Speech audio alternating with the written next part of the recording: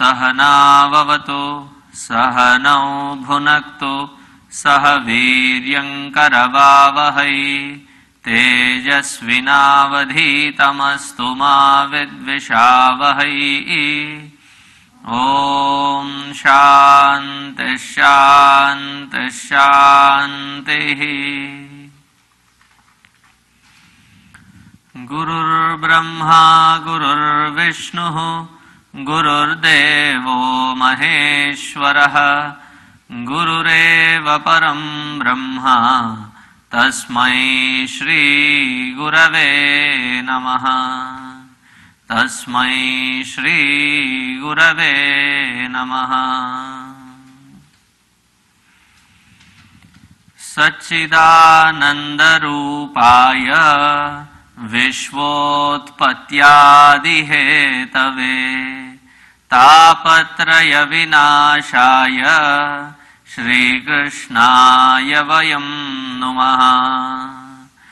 निगमकल्पतरोर्गलितं फलं शुकमुखादमृतद्रवसंयुतं पिबत भागवतं रसमालयम् मुहुरहो रसिका भुवि भावुकाः। जन्माद्यस्य यतोऽन्वयादितरतः चार्थेष्वभिज्ञस्वराट् तेने ब्रह्महृदाय आदिकवये मुह्यन्ति यत्सूरयः। तेजो वारिमृदां यथा विनिमयो यत्र त्रिसर्गो मृषा धाम्ना स्वेन सदा निरस्तकुहकं सत्यं परं धीमहि। धर्मः प्रोज्झितकैतवोऽत्र परमो निर्मत्सराणां सताम् वेद्यं वास्तवमत्र वस्तु शिवदं तापत्रयोन्मूलनम्।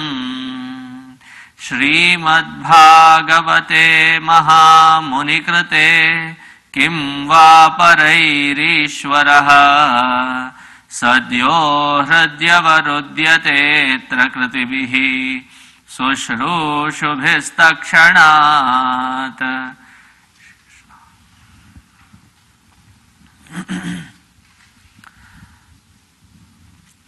After being explained by Jadabharata to Rahugana Maharaj, Parikshit says, for the convenience of my understanding, can you elaborate it further? When we look at the interaction between Parikshit and Sri Shuka Maharaj, it is pretty intelligent conversation. There is no fluffy air talks. Recently I found a new usage. Like, we have that word saying beating around the bush. So I found a new usage for it, or a new coin for it, is don't give me that marshmallow. I said, what do you mean by that? Don't give me that 800 tons of marshmallow. I said, it is nothing but fluff and no stuff. Parikshit is not a person who would not understand the conversation of Rahugana and Jadabharata. But he still asks the question for the benefit of those who might have been sitting around, for the benefit of us who are sitting around Bhagavat. So he further asks, "Oh Shukji, can you explain it?" And Shukadev ji readily answers him. He says, "Hari Guru Charana Ravinda Makarandan Padavi." If we do not get this, Hari, Guru, Charana, Aravinda, Makaranda, Anupadavi. If our minds are not soaked in the devotion of that Supreme, into that devotion of that Guru in our life, then it is very difficult. Why is it difficult? Guru is like a GPS system. You know what does GPS system do, right? GPS system tracks where you are and guides you to your goal. And that is what a guru also does. And what is their GPS system? It is called Guru Parampara Sampradaya, GPS. And through the Guru Parampara Sampradaya, they track each one of the disciple, how much is the growth. Without whose help, this is a Mahatavi, Bhavatavi, a huge forest. In this huge forest, it is very easy to get lost. Have you ever done mountaineering on snow? One of the principles, I am not talking in Colorado where you ski and other places. I am talking of real mountain hiking wherein, not mountaineering wherein you have to go through the snow glaciers. There is this thumb rule. At least on snow, follow the leader's footsteps. Underlined, marked in red is at least.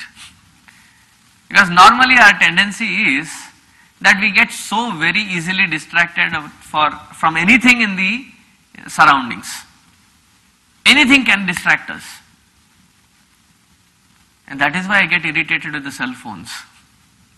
Because it can become very distracting. Thanks for checking.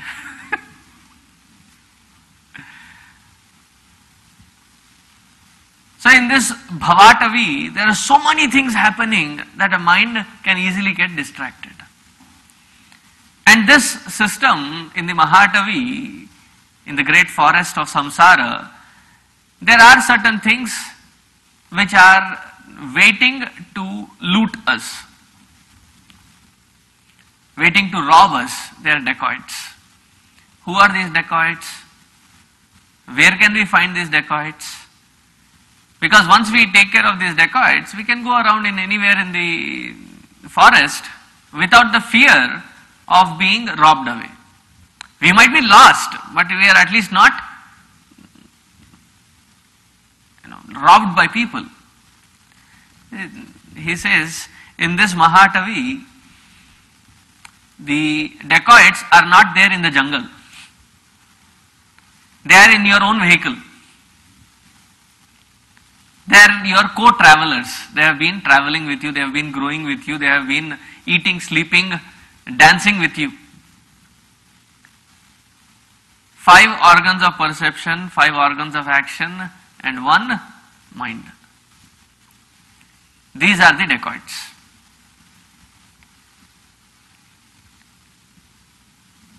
Now in this capitalistic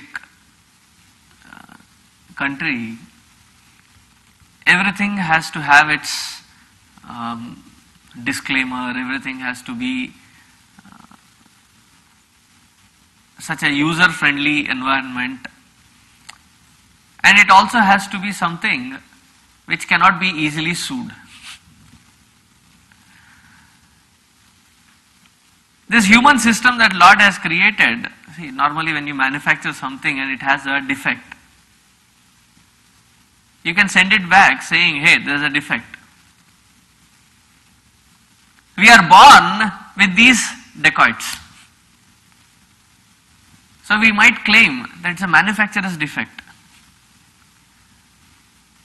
So we might sue him in the Supreme Court, Supreme's Court, wherein he himself is challenged, wherein he has created this system with a loophole. By default, the manufacturing itself was wrong. So claim some people. The Supreme is also not unintelligent. He says, did you not read the fine print?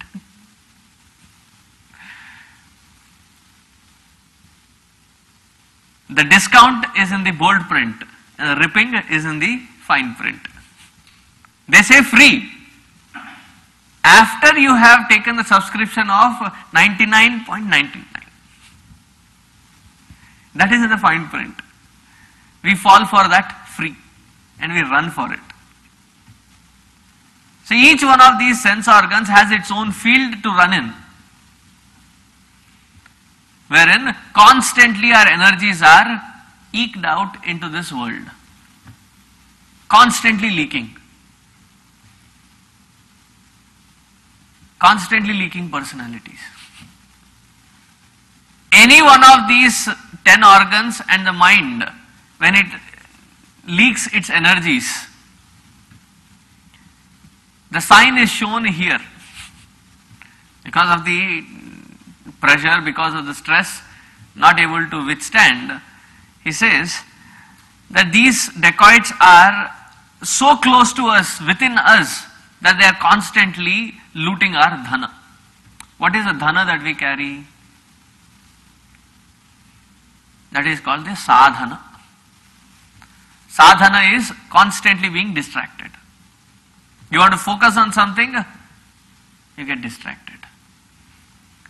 That is why I really feel sorry for these kids who are under heavy medication when they get diagnosed for attention deficiency disorder, ADD.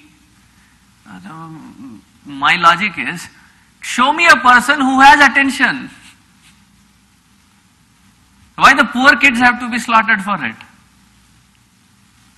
If they not be restless, who will be restless? Tell me, what is our attention span? Sitting here, what is our attention span? Even before I started speaking, while the mantras are being chanted in invocation, how many times have we not gone out and come? And mentally. It's a constant thing, right? It keeps going out, coming in, going out, coming in. Constantly it is happening. We have attention deficiency. Because the mind runs through these 10 different organs, constantly releasing out the energy that we keep creating. Now, what is wrong if we lose this energy? We will come from the other end. What is wrong in losing the energy? Anyway, when putting effort, we lose energy. Why not lose energy this way? What is wrong? So by the end of the day, though you have not put any effort, any vigorous effort, by the end of the day you feel so exhausted. So exhausted physically, mentally, emotionally. And then we go to the doctor. Doctor, I feel really sapped out of my energies. So what does the doctor do? The doctor gives us a prescription. Normally what it turns out to be is the counter medicines which you can buy.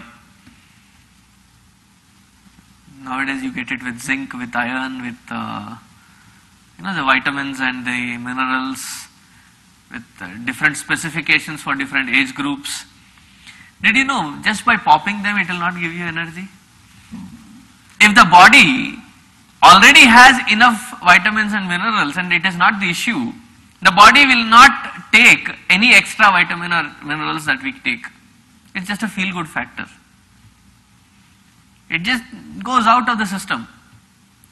And again, I don't know, I've been taking medicines, but colorful medicines, you know, that strip that people have, Sunday, Monday, Tuesday, Wednesday, in which they have medicines. It's pretty colorful. 5-6 kinds for 5-6 different things. I still don't feel energized. Why?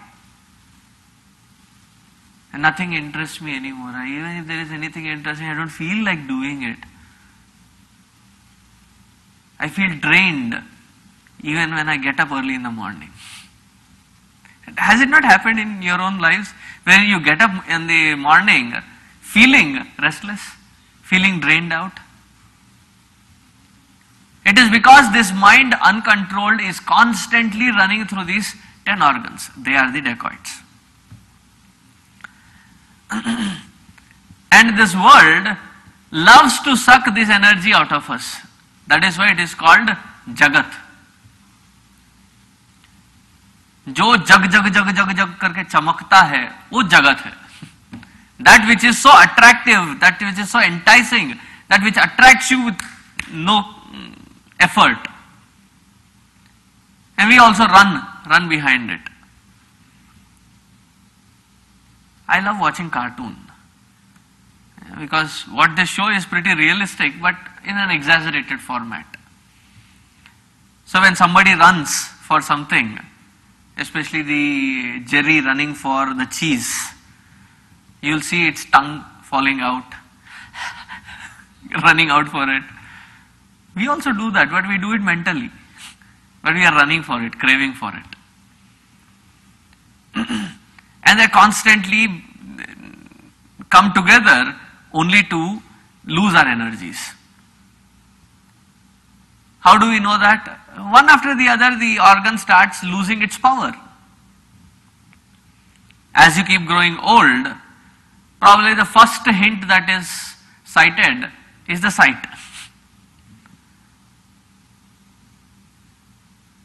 Long distance, short distance, whatever be the distance, the sight has gotten affected, the vision has gotten affected. So you adjust it. You keep adjusting it. In your annual medical checkups, it keeps increasing, and finally you said, let me put a stop to it. I get the laser.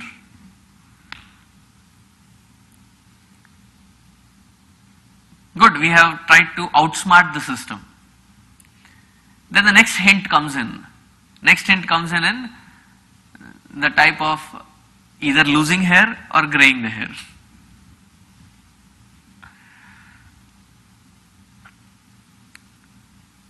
I remember when I was very young, I was in a bus. I think it was a school bus, and the conductor in that school bus was a bald guy with very little hair on head, and he was having a comb. And a couple of friends who saw that, we started laughing very loudly. And very sympathetically he sat down with us. And I said, do you know, when you have hair and it is going here and there, it doesn't matter. When you have little hair and it goes here and there, it tickles. It itches. Now I understand that. That person's problem.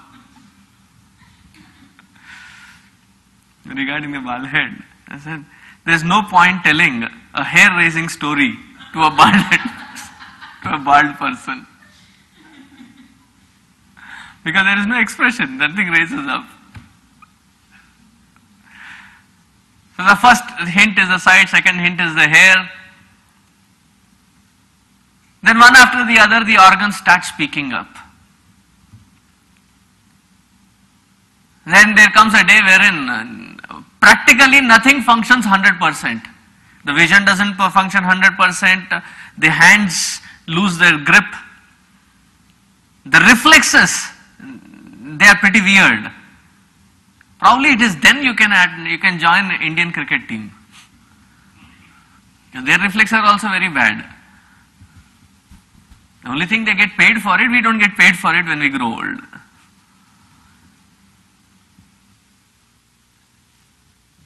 You think that there is a step and it is of this height, and you put your feet and then it is something lower than that, and then you hit it hard, slip, and what slips is the disc. That is why it is called a slip disc. And that is what they do in this country when some bones come apart. They bolt it, fix it with pieces of iron in it. So you could also claim, I am an Iron Man.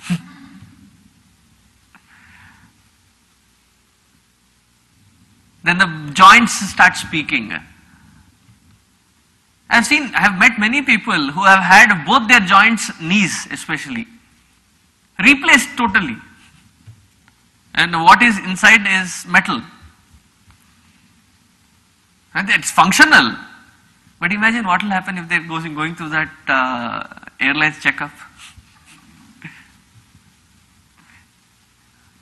Are you carrying anything on you? No, in me, not on me.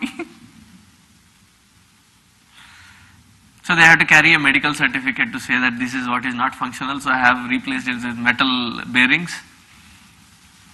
And you have to keep pumping the greasing agent because it doesn't produce itself, it is not natural. We found all kinds of replacements that could be found for the natural hints that are coming up saying that your vision, these indriyas are losing its functionality. We have found science is beneficial enough to provide all that. But we never pause to see where is it going.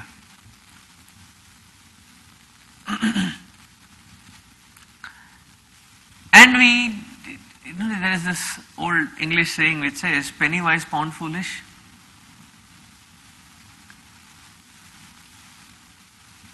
For gaining something which is like peanuts, we are ready to spend the entire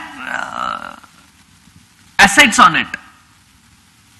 That which is worthless, we keep spending the entire energy, entire time, entire youthfulness on those which mean nothing.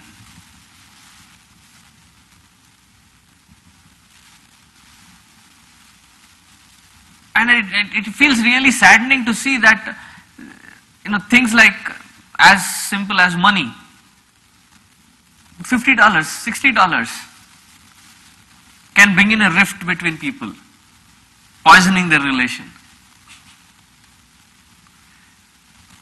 And back in India, I was working in a rural project. There are these people who said, I have so much of debt, I don't know what I have to do. I think I'll be the next one committing suicide. There's this farmers committing suicide. You'll be wondering that the outstanding debt that they have, some of them at least, is like 50,000-60,000. And for the peanuts, they're ready to end their lives. Because they're not thinking out of the box. They're not thinking what is the cause. What becomes important is these paltry little things. At least that 50,000-60,000 has some value or worth. We get to such a ridiculous levels as becoming so touchy-iffy. When people smile, people don't smile, people say hi, people don't say hi. Oh, hi karte rehte zindagi bhar.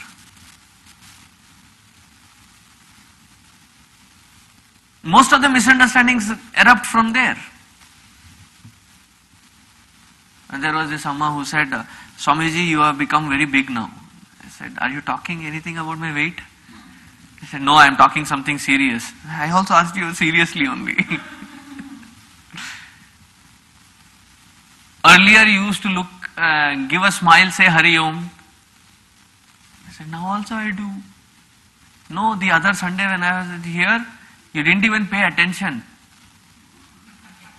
I said, Sunday it is a mela here. Kaun samjhe mera jhamela? With 850 kids during the whole day running up and down with suddenly coming up like a particular grade, there was one person who was on vacation, the other teacher fell sick and now I had to find substitute. And I'm sitting there with 2 minutes to 9. And I had to figure who has to be the substitute. Sometimes I pick on the Yuva Kendra members and say, you go, teach. You have no option, teach. So in one such busy moment, probably did not look, there are something, hundreds of things going on, did not smile, so I am angry with you. Feel comfortable.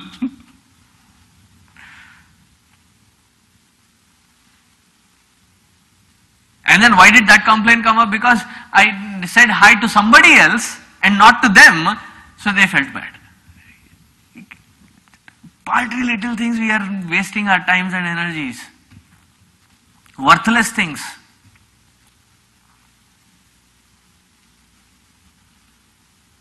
And there was this person who is very top in one of the institutions. He says, Swamiji, you have to increase your human relation developments. You know, how you handle people. ठीक है वो करेंगे. You know, how you handle is what brings in the crowd. ठीक है. Nothing can be negated. There are millions of possibilities out there. Another good advice taken. Because of not maintaining that good relations, we might lose crowd. Is that the effort? Is that the direction that we need to take on? As I told, dustarkatsu viramyatam. There's no point proving it at that point, saying that whether they're right or wrong. I said, thank you. Another pointer taken. If necessary, will be used also. So we are busy trying to do everything external, not putting an ounce of effort to go deep within to find the root cause why this disturbance is occurring. That's how dense is this Bhavatavi. Now, those of us who turn to spirituality. The spiritual Bhavatavi is also huge. Especially when you come to Hinduism, Sanatana Dharma is so vast. Just to read the Vedas, you should be qualified to read Vedas. If you go into the orthodox system, thanks to Gurudev that he put everything in English and we are able to speak and talk in English, and it is becoming a easier mode of understanding and contemplating. But if you go into the orthodox system of learning all this, especially Bhagavad comes only way later, because it is almost recognized as the Panchama Veda. Once you understand all the Vedas, you know the nitty-gritty details of what this Bhagavatam is speaking. In order to understand Vedas, you need to learn Sanskrit. Now, Sanskritam is taught in 12 years.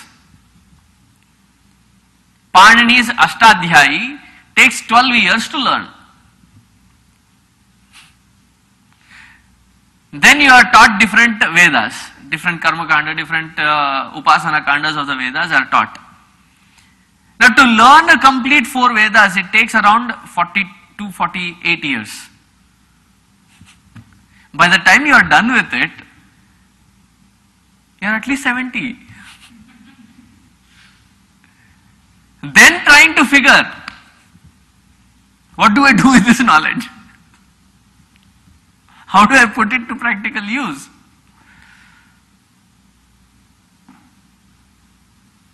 Okay, that is if you go into the orthodox system. Now the unorthodox system. Now suddenly you come into Chinmaya Mission. Where do I start?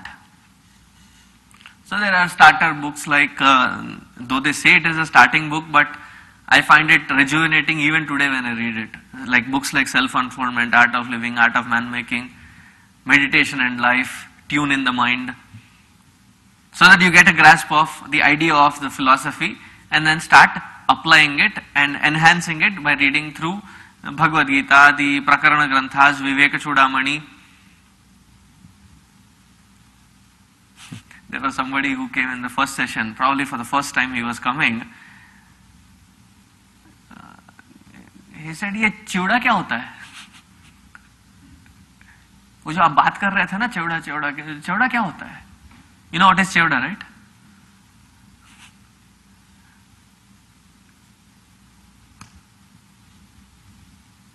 So you are now feeling guilty that, oh, I did not read that book or this book or that book. And the mind wants to know newer things. So anything new coming into market, a new spiritual process coming into market, our flags are up. So we try this, we try that, we try this.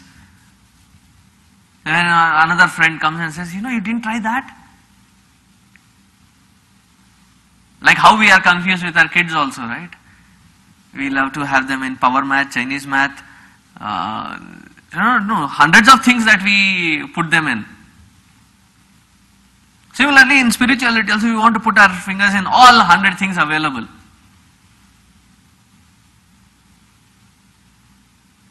And then come to a decision saying, of course we have to keep experimenting. Thank goodness you don't do this kind of an experimentation with the medication. You do it with the meditation, it is fine. Do with the medication? Try these 2 pills, try that 2 pills.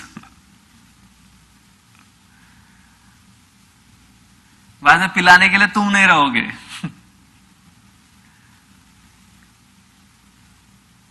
And that is why he very beautifully says in the very first shloka in the 14th chapter, Guru Charana Ravinda Makaranda Anupadavi. What do you need? We need that firm devotion to Guru who can lead us by finger. थक गए हो, थोड़ी देर बैठ जाओ. And then lead step by step. Even in their disciplining, curt attitude, the underlying factor is love. Yesterday I was speaking about Gurudev being so strict. Why should he bother to correct some XYZ? Some Tom, Dick and Harry. He is already Atma Trupta. He is satisfied, he is basking in his own happiness. Why should he bother about anybody else? That is why my firm opinion is Guru-Shishya relation is much more sacred than a mother and a child's relation. Because for the mother, they have to raise the child. It is her responsibility to raise the child. You bada 30 मार खान काम नहीं कर रहे. It is your bound duty to raise them. If you do not do it, then you have the sin of repercussion, sin of omission. You better do it.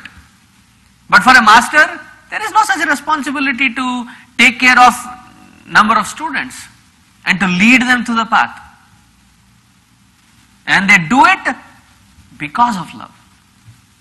And in that love one has to soak oneself. Because that is the only thing that shall protect us from all different kinds of forests that we are in. Bound in this forest, going in a loop. Now you go into Plano, some of the neighborhoods, they look so similar. There are some people who might have called me like 7-8 times in the past few years, and every time they asked me to come over, I said, give me the address. Swamiji, you have come so many times. I said, the houses also look so similar. I keep going in the same streets and streets. See, as if they don't have any other names. I still get confused between Parker and one more. Plano Parkway, right. क्या और कोई नाम नहीं मिला क्या? Then I went to Atlanta, Georgia. There, in the downtown, there must have been a crazy fellow there. Peach Street, Peach Drive, Peach Circle, Peach Boulevard, Peach this, Peach that, Peach that. और कोई नाम नहीं मिला क्या तुम लोगों को? First of all, the houses itself are looking cookie cutters established there. And the names of the streets are also so similar. You keep going on in circles. In broad daylight. You imagine in a dense forest, without a guide, without a guidance, without direction, doing for our own conveniences. Oh, this is spirituality. To the weirdest levels that people say, Swamiji, I don't eat meat on Thursday. I have started becoming spiritual. Alright? और बुधवार को और शुक्रवार को जो दबा के खाते हो, because you know Thursday you're not going to eat, so Wednesday in lieu of your fasting or non-consumption of meat, you eat little more, and then Friday, अरे एक दिन छूट गया उस गम से और दबा के खाओ. In fact, most of the fastings that people do, Bhavared, you eat less when you are not fasting. And that becomes our own convenience. I fast on Tuesdays. Hanuman ji ke liye. Okay, what is your list of menu that you have? See, since I fast, I take, this is a small glass, I take a bigger glass of doodh, 3 bananas and 2 apples.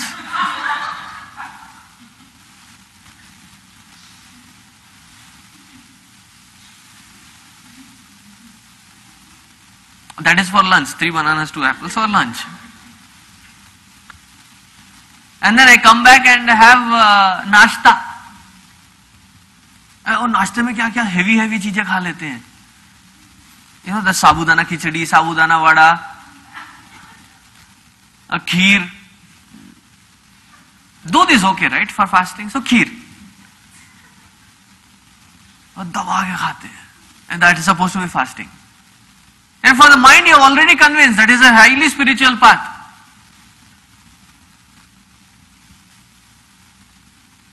See, they have their own say in spirituality, but it is not end in all also. And we don't feel like moving out of that cushioned comfort zone. This is spiritual. I don't harm anybody. Doing good, being good is spiritual. This flower vase serves its purpose by staying there, doing good. Being good, it will stay in the same state unless applied by an external pressure. Newton's law of inertia or motion, as the case may be. Yeah, the second law, right? Newton's second law. It stays there. Doing good, being good. We are also like that, as a piece of furniture. So we mold ourselves into that comfort zones, wherein I feel comfortable because I feel I am spiritual. Then there are those who love marathons. What kind of marathons? They take vows like, I'll go around this temple 108 times on a Thursday. So early morning before I go to the office, I go there and then literally running, jogging, 108 times I have to cover. What is the purpose? That is one kind of marathon. The other kind of marathon, when you enter such marathons, you know where they are. Is that they have taken a vow to chant Hanuman Chalisa 108 times. Very beautiful sadhana. But it is not a race against time. It is not something that you have to feel content in just completion. So if they are going at this speed, Shri Guru Charana Saroja Raja, they must be in first 10. And you enter if the speed is Shri Guru Husari, Husari, must have been in 80s, 90s. Then it becomes how quick, how fast you have to conclude. That becomes spirituality. Oh, I have done 108 times Hanuman Chalisa. Next time I meet Hanumanji, I'll tell him, feel obliged, that fellow has completed 108 times Hanuman Chalisa. Is it obliging? I mean, God has to oblige because you have done it? हाँ जी, पुण्य मिलेगा.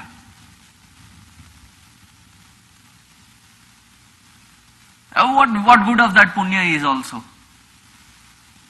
So we get caught up in these so many different kinds of things. He says the only method to get out of it, he says, to get out of this is only one path. And what is that path? That in the satsang of the master, knowledge is born. In the clarity of that knowledge, dispassion is born. Dispassion is an artful living wherein you understand the worthfulness of the situation, of the thing, of the being, not getting attached to it, not getting it to influence me, but to make use of it at that moment and keep moving forward. Dispassion doesn't mean that I don't eat, I don't see, I don't smell, I don't touch, you'll die. If that be the definition. It's only a dead body which does not smell, does not taste, does not feel. Weird would it be, right? The people are crying around the dead body and suddenly the dead body says, "Arey hatna, pankha ka hawa aane de."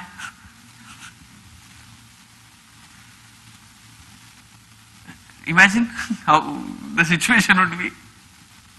You'd scream out, run out.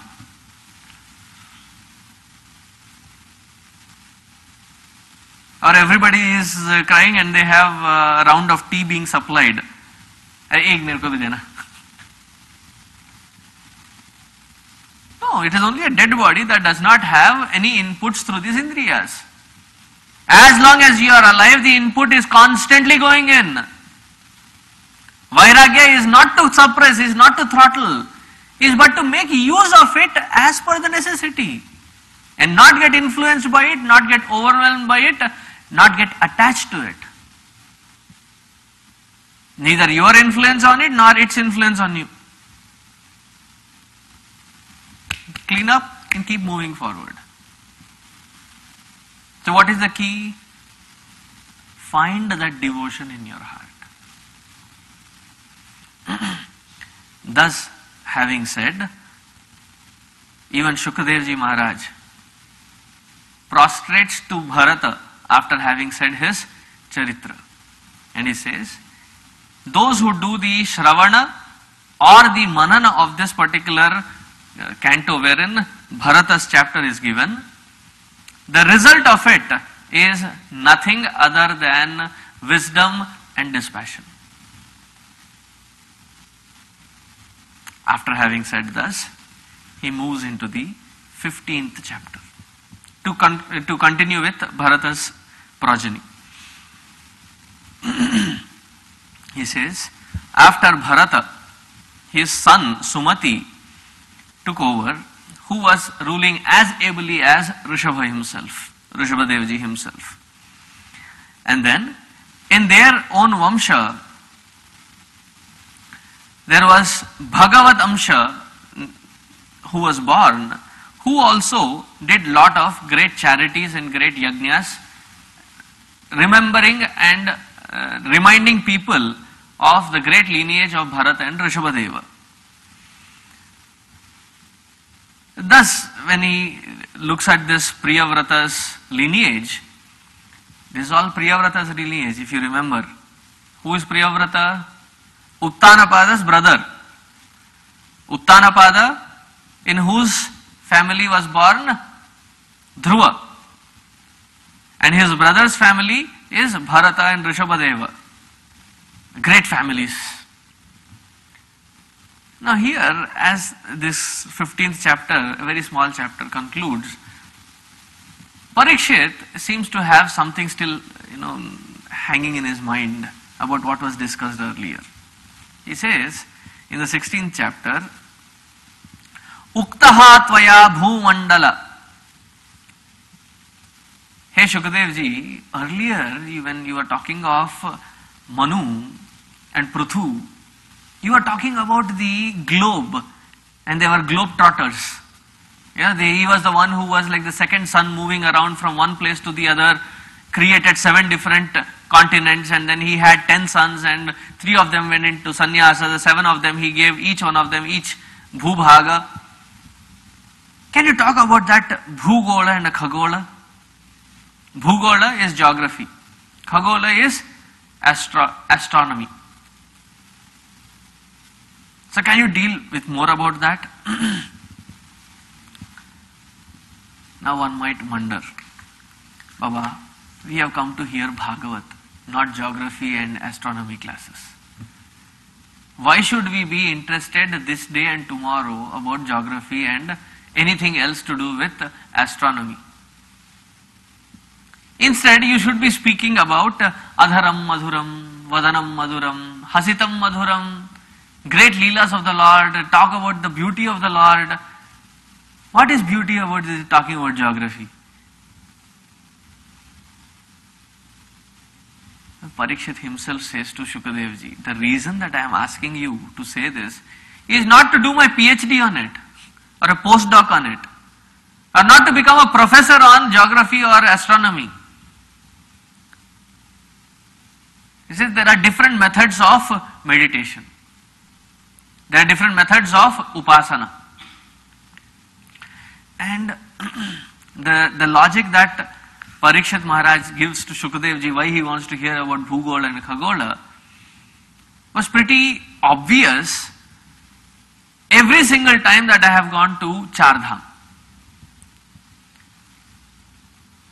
I have seen that I have travelled with, maximum I have travelled is around 90 people. And to manage 90 people in a place where you don't have your own resources, your own, all that you are doing, you are on wheels, and 90 people in 3 set of wheels in a closed compartment for 17 days, 20 days, it can get on to anybody's nerves. No, I am not talking of they getting onto my nerves. I am talking of they getting onto each other's nerves. But the amazing part that I have observed is all this restlessness and feeling uncomfortable stays till you cross Rishikesh. After you cross Rishikesh, the kind of the total mind is so withdrawn, so peaceful, completely transported to a different environment. So I was convincing myself, thinking that it is probably because we have lot of Shraddha, faith in all these Tirtha Kshetras. So it has created that kind of an environment within, so that we don't feel that restlessness. I had gone to Manas Sarovar, Kailash, and it was a complete a world team there. There were people from France, there were people from Australia, New Zealand, Thailand, even from US, some from South Korea, Sri Lankan. So it was a multi-racial group in that. And each one had come for their own purpose. Most of them had come only for a tour, adventure tour. But by the time we crossed the tree borderline, see, after a certain height, altitude, the trees don't grow. The sudden beauty of that Himalayan ranges catches you by surprise. All these people who are talking about anything on the globe, anything virtually, politics, economics, anything that you can find as a topic, by the time the second or third day we were on the travel, the whole total mindset completely changed. Everybody was so withdrawn, so deep inside. There is no more that restlessness, there is no more. As you keep going up and up, you find people withdrawn naturally. See, I have gone to many hills here also. And recently I had gone to this Guadalupe. Did I say it right? Or Guadalupe? Guadalupe. It's supposed to be the highest peak in Texas.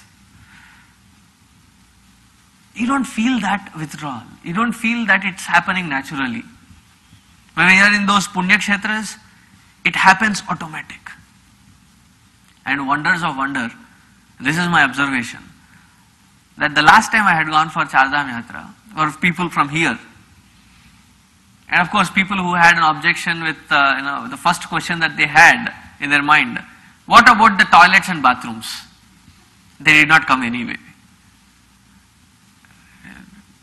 Such people should be taken to Kailash Yatra. You talk of toilets and bathrooms, there is not even a shower there. Yeah, there is plenty of water available. Feel free, jump. It is not just cold, it is biting cold. Particularly in the season that I had gone, any amount of carelessness wherein you put the water on your face, it is supposed to be hot water. By the time it came, it was just lukewarm. And then you put it on your face, and before you get into your tent to clean it up, there are icicles. Jump into that water, you'll know. Because Tirtha Yatra is supposed to be a tapascharya wherein you put yourself through that so that you think of the Lord. So this bunch of people who had come with me, while going everything was fine, and every single Prayaga is where different tributaries of Ganga, Mother Ganga, come and meet. There is a Deva Prayag, Karna Prayag, Son Prayag, there are different kinds of Prayags. So each Prayag, it is very auspicious to take a bath. And people say, why? I said, shut up, sit. The bucket uthaya, pani dala.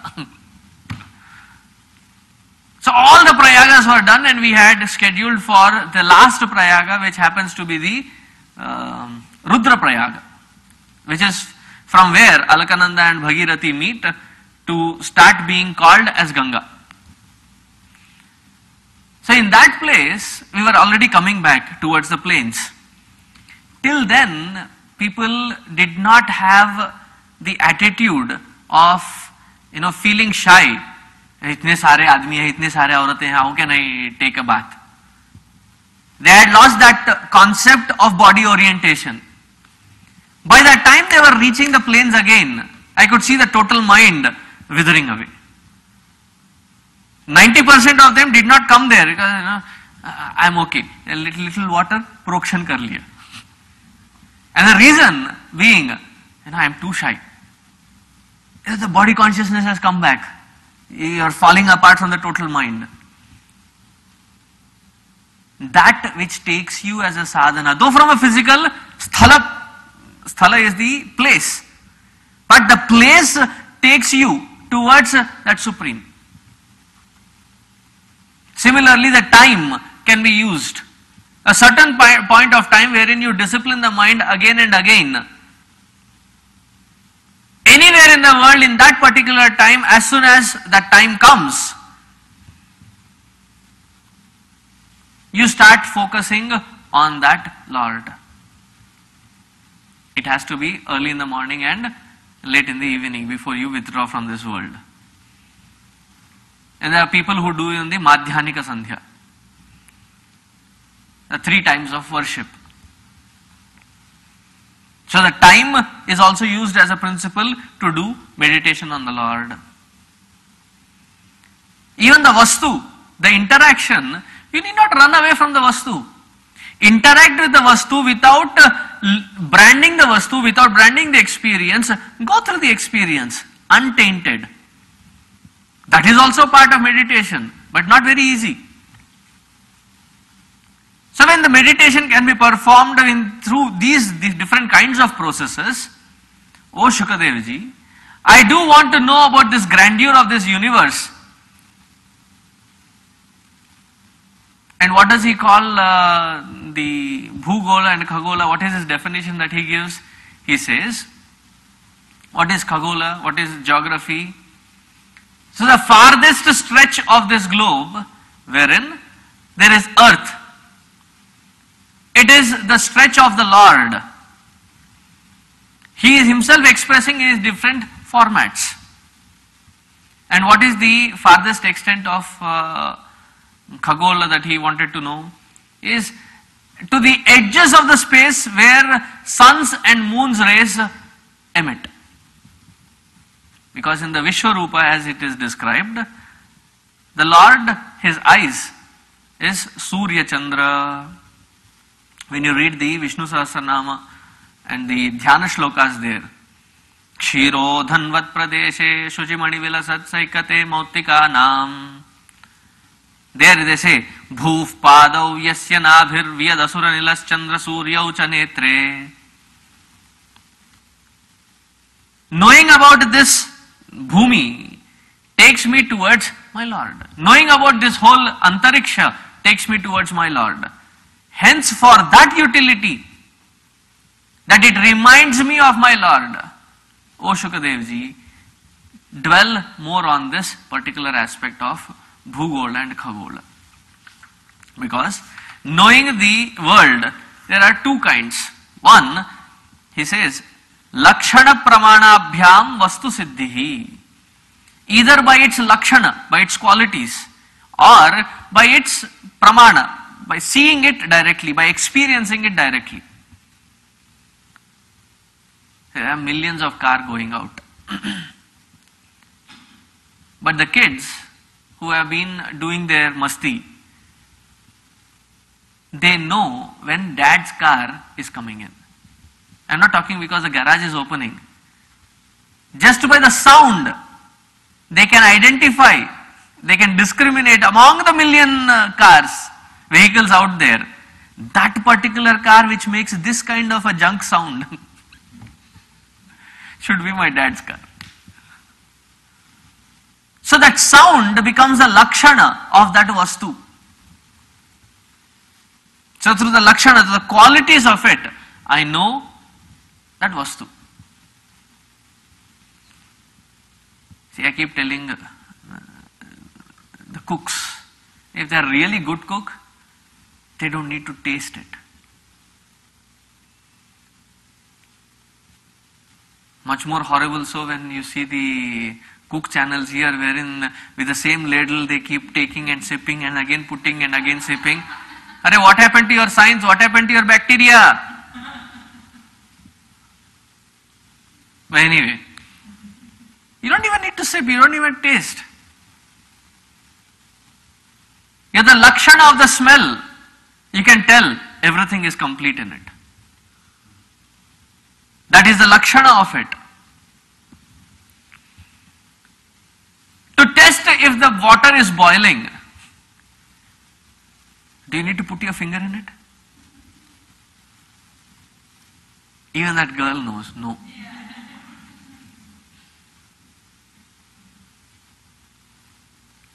Because you see that steam, you see that boiling, you see those bubbles, you know it has reached its boiling point. That is a lakshana. Even though you are not seeing it directly, you can hear it. It becomes its lakshana.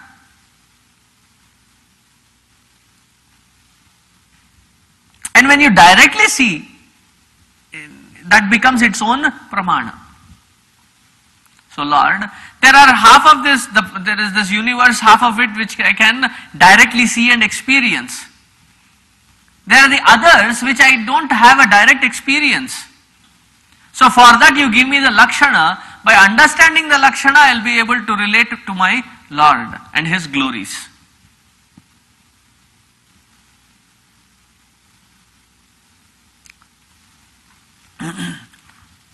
So here Shukadev ji says, you asked about two kinds of perspectives to explain this Bhugola and Khagola. I give you four. What are the other two? He says, Nama Rupa Mana Lakshana Yoho.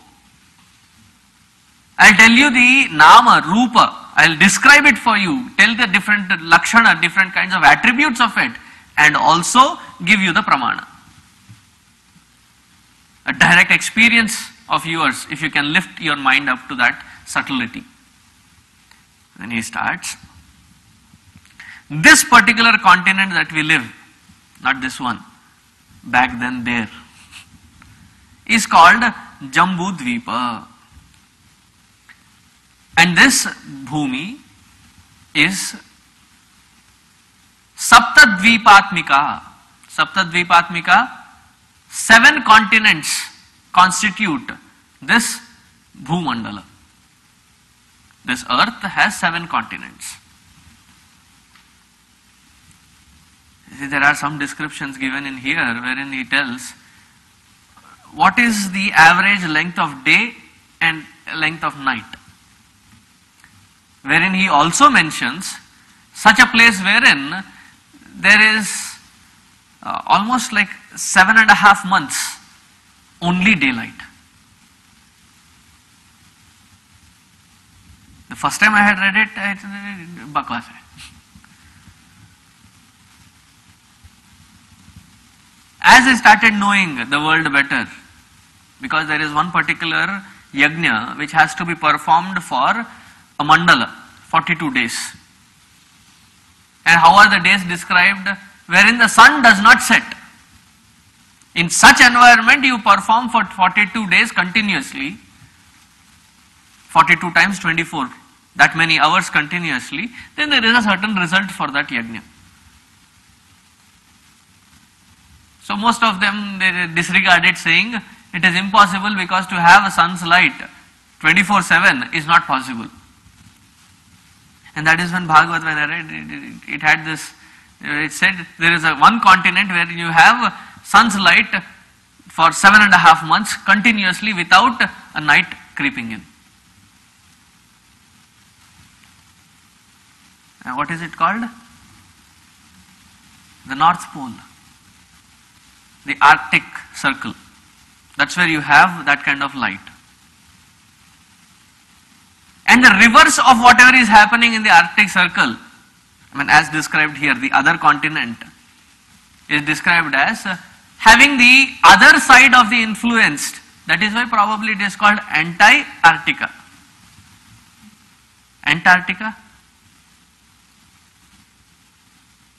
So you will find that it is more of the length of night there and less of day. So this Jambu Dvipa that we are on, he gives the description of this Dvipa. 1,00,000 yojana is its spread. Now how much is yojana and how to calculate that yojana, I am not going in it. Couple of miles is 1 yojana. And lakhs of square footage, I mean square yojana, is this Jambu Dvipa. And he says that this earth is round in shape. Amazing, isn't it? Just for that one fact, that earth is round in shape, Vrittakara. And in the middle of this earth, it is of the color of a red rose. What do you call the core of earth, right? It is red in color, molten color. And the earth in different layers covers it, floating on the waters. Among these 7 different continents, this Jambu Dvipa is very special, he says. Not because he was sitting on it, not because he grew up there. He said this is the place wherein you have maximum Santa Purusha to have whose darshan the Lord himself had taken avatar. It is a total different interpretation.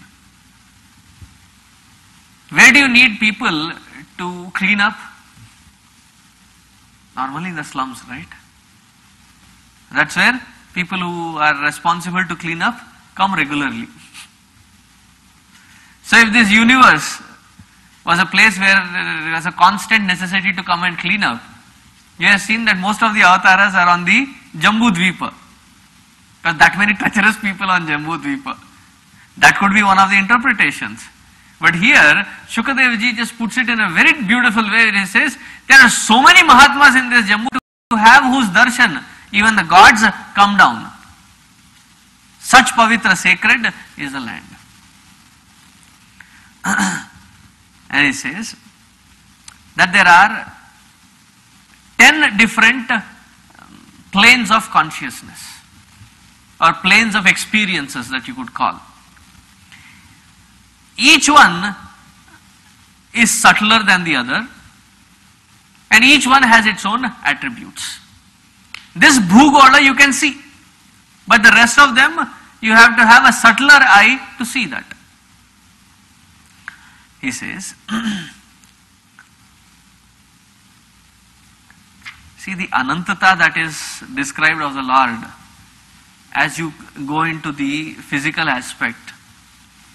And the only pramana that I can give you of all this is that I have heard it from my Guru. That is a pramana for me. And I have read it in Bhagavata, that is a pramana for me. Shastra pramana, Guru pramana. Have I seen it personally? When I see it, I will call you all personally. I say, hey, I have seen this. But as of now, my pramana is Shastra pramana and the Guru pramana, because of my faith in these two. They say, there is this Ilavrita Varsha. In this Ilavrita Varsha,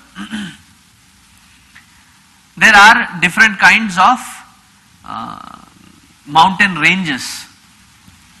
Nishadha, Hemakuta, Himalaya, Harivarsha, Kimpurusha and Maryadachala.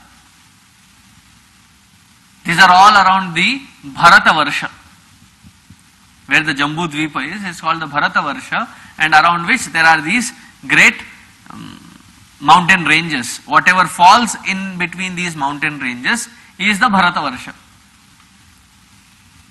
Which means, one thing to understand, today what we call Bharata, wherein the Pakistan has gone and the Bangladesh has gone. So now the Bharat is limited. Now when you see the National Geographic map, it is a headless India. It's cut. And they claim it to be a no man's zone. Because it is actually the POK. Pakistan occupied Kashmir. POK. POK. That is what we consider India as.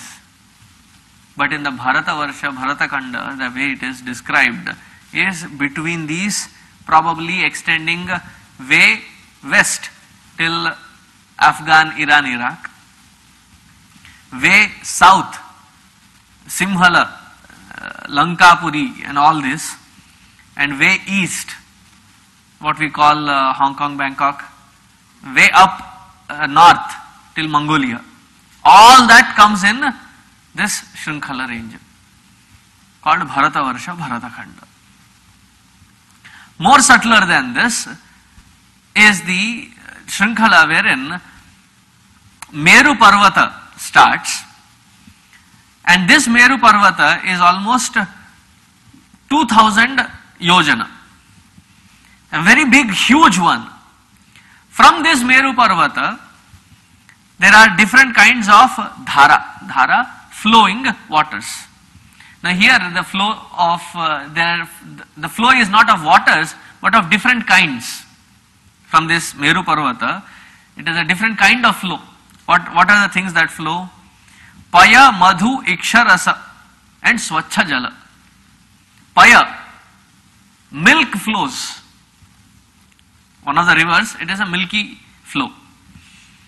And the second one is Madhu. Madhu, honey. Not the American honey. In America you call honey, the spouse is called a honey. I am not talking of that Madhu here. Ikshu Rasa, the other one is the sugar cane juice. I want to find there, I want to go there. Not because of Madhu Rasa, Ikshu Rasa. Then the fourth one is the Swachha Jala. Swachha Jala is the pure water flowing. And then on this there are other small rivers also. What are the things that flow? They say there is a huge mango tree. So huge are the mangoes that when they fall onto the floor, onto the earth, and they split open, there are so many that they fall regularly that mango juice flows out, and all the Kimpurushas and the Dasis of the Parvata, they drink that nectarine mango juice. I tell you, if this be known to the capitalistic world, डोल का डोला बज जाएगा, wherever it is. And then on the southern side of this Meru Parvata, Meroho Dakshina Digbhage, there is this huge jamun tree. You know what is a jamun? the purple fruit.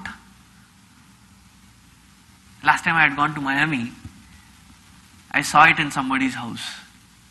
It was just as some weird tree in their house. So I stopped by, I requested them, can I test these fruits? They were really this big. And then tasted a couple of them and finally could not resist. Climbed up, plucked few, came down. After a long time ate those jamun fruits. They are so big that when it falls again it has that flow, because of which this triangular piece is called Jambu Dvipa. That which is to the southern side of this, the jamun tree, is called the Jambu Dvipa.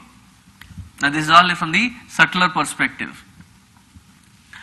On the top of this Ilavrita Khanda, the shikhar of this Meru Parvata is Brahmapuri, which is made of pure gold. What do we call as Brahma Loka? And there are other devatas also which have their department. See, like when you go to a university, there are different blocks, right? There is a business management block, there is a computer block, there is an engineering block, and then there are different blocks, right? You understand the concept. And each block has a head of the department, HOD. Similarly here, if this subtle world be called Swarga, Brahmaji is the dean. Brahmaji is the dean. And each one of these gods have their own departments, and they are the department heads. So they are all around this Meru Parvata. Continuing, Shivadevji says, some of them not just stay on the earth, but they have their own Vimana. They have their own Pura in the Vimana. Probably a space lab. Because all that they are describing, this comes in the very first two slokas of the 17th chapter. They say it is all in the Vimana. Imagine in a Vimana having, they live there. Everything is provided for in the Vimana itself.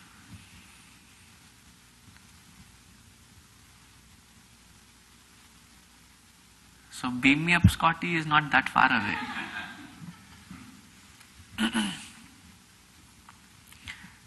From that loka, from that Brahmanda comes out Gangaji.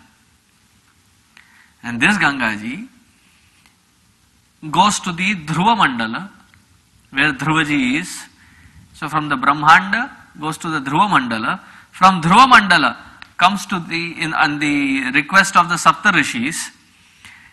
She comes down and then she gets grabbed in the matted hair of Shivaji.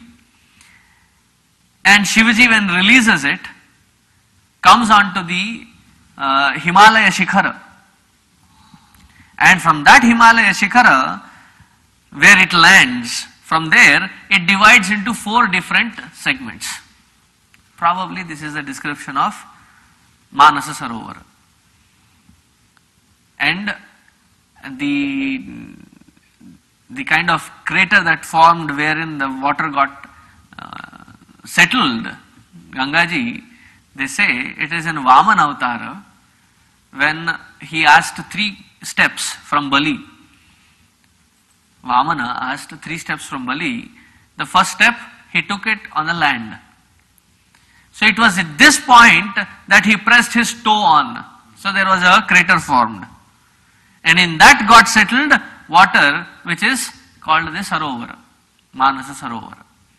So from each direction, north, east, west, south, there is a dhara, there is a river flowing out. The names of them are Sita, Alakananda, Chakshu, Bhadra. These are the different names of the rivers.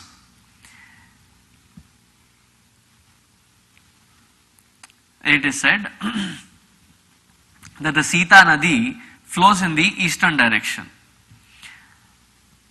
Chakshu goes into the Paschima direction. Bhadra goes into the northern direction.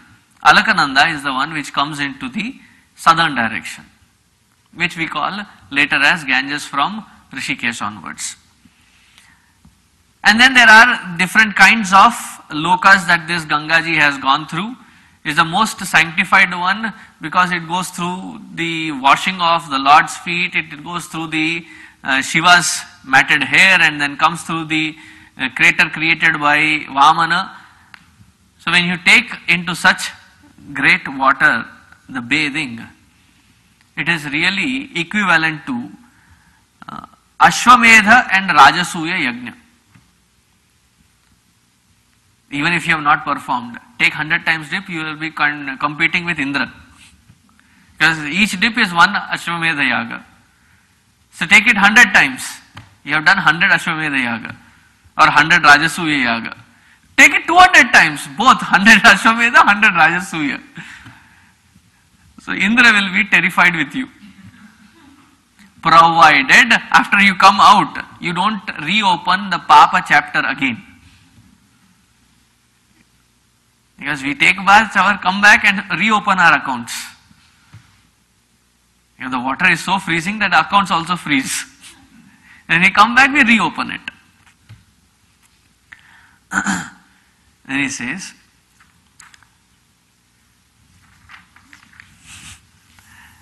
now he starts describing different Varsha. Different Varsha like Bharata Varsha. There are different kinds of levels of subtler levels of experiences where different gods live. So each one of their descriptions is given. So I'll quickly go through the different Varsha. There are 10 of them. So he says, this comes in the 11th shloka. Tatrapi bharatameva varsha karma kshetram. It is in this Bharata Khanda, Bharata Varsha, is wherein human beings live in the Varnashrama Dharma and then they perform karma because of which either they get purified or merge more into impurities. Then he says that it is in this Bharata Varsha wherein they have been great scholars, great masters who believed in the Sanatana Dharma, in the Vedic literature of Punarjanma. And there are also people who have challenged Punarjanma and disbelieved Vedas. And the proof for that, it is almost similar to the one which is given in the Kathopanishad, wherein Nachiketa asks as his third boon to Yamadharma Raja. He says, Yeyam prete vichikitsa manushya loke astiti eke na astiti eke. They say, in this world, in this Martya Loka on the earth, there are some people who believe in rebirth. There are some people who believe in the fact that there is no rebirth. For them it is a fact. Meaning in this Bharata Varsha you get all kinds of people, but pradhanyataha they are karma parayanaha, because this is karma kshetra. See, they say that below Haridwar, it is called the Karma Bhumi. Above Haridwar, it is called the Yoga Bhumi. So it is the Karma Kshetra. That is the reason that even in Bhagavad Gita, in the very first shloka, Dhritarashtra says, Dharma Kshetre Kurukshetre. Kurukshetra, it is the Karma Bhumi. So in that Karma Bhumi, people follow different kinds of traditions, different kinds of culture. There are some who are the Sanatana Dharmi, there are some who are challenging the Sanatana Dharma, they have their own setup wherein they disbelieve in all this. Then in the other khandas, in the different other varshas, people have a different lifestyle, people have different practices and habits. I mean, it is talking just about the Bharatavarsha and the rest of the other continents. They have different practices, different traditions, different customs. And not much details gone in there. Then he says that in one of the Varsha, wherein Ilavrata Varsha, it is Lord Shankara who is having his abode. His Kailasa is in this Ilavrata Varsha. And this Bhagavan Shankara is worshipped. Om Namo Bhagavate Mahapurushaya. He is worshipped as the Mahapurusha who doesn't mind taking up the job of recycling everything. He needs to get an order from Brahmaji or a request from Brahmaji. Bhaiya Shivji, apne dhyan se bahar niklo. Come out of your dhyan. Imagine to destroy everything that is in this creation so that it can be changed into a different, newer beginning of the world. Anybody and everybody is not qualified. Who is qualified? The one who is so dispassionate, not attached to anything, alone can do it. The one who is abiding in that Supreme Self, who is not contaminated by anything that this Maya Srishti has, who is in constant meditation alone, has that capacity. Or else what happens? Those who are mine, I'll protect them. The rest of them, destroy them. You need somebody who is a total nishpakshapati, the one who doesn't take sides. Such one is Rudra who stays there.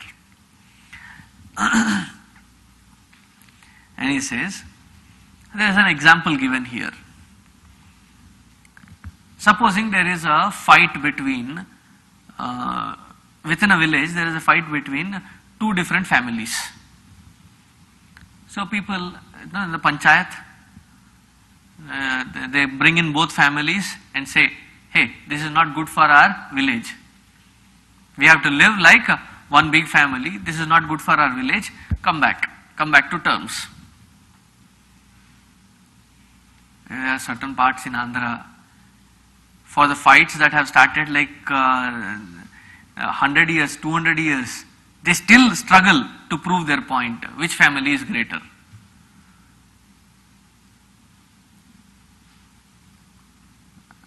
What foolish. So the people try to bring them, the elders, the wise people try to bring them together, saying, it is not good for the society, it is not good for the village, get back together. Showing the oneness that it has to be one family. Similarly, when you look little bigger, the example says that if there is a fight between one state and the other state, there is various issues. Like in the border issue here, there is a fight between whether it has to be pitched in by the federal or the state government. And between their fight, people keep coming in.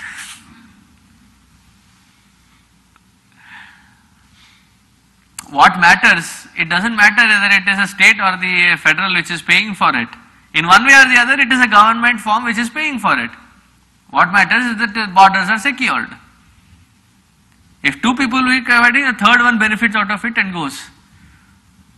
You know, the old story that we grew up hearing is about the monkey and the two cats. Or the cat and two monkeys. What was it? Cat and two monkeys? Two cats and one monkey, right? That was the story. But anyway, the story is, these two cats are fighting over a piece of bread. The monkey comes in as a wise one. Why, piece of bread? I'll do justice to both of you. And purposefully tears apart this piece of bread into two pieces, saying they are now half pieces. Now this cat looks at the other one and says, that is more than mine. Oh, that is more? So he tears off a little, eats. Now this cat says, that piece is bigger than mine. So he tears a little more piece from here, puts in his mouth. eventually what is left is nothing in each other's hand. You are ripping away each other's resources. So when one state and other, one country and the other, not that UN has enough teeth now, the purpose of it was to maintain, to bring in that balance wherein you don't start ripping each other of your resources. You should be, because this is one earth. A global vision has to be created.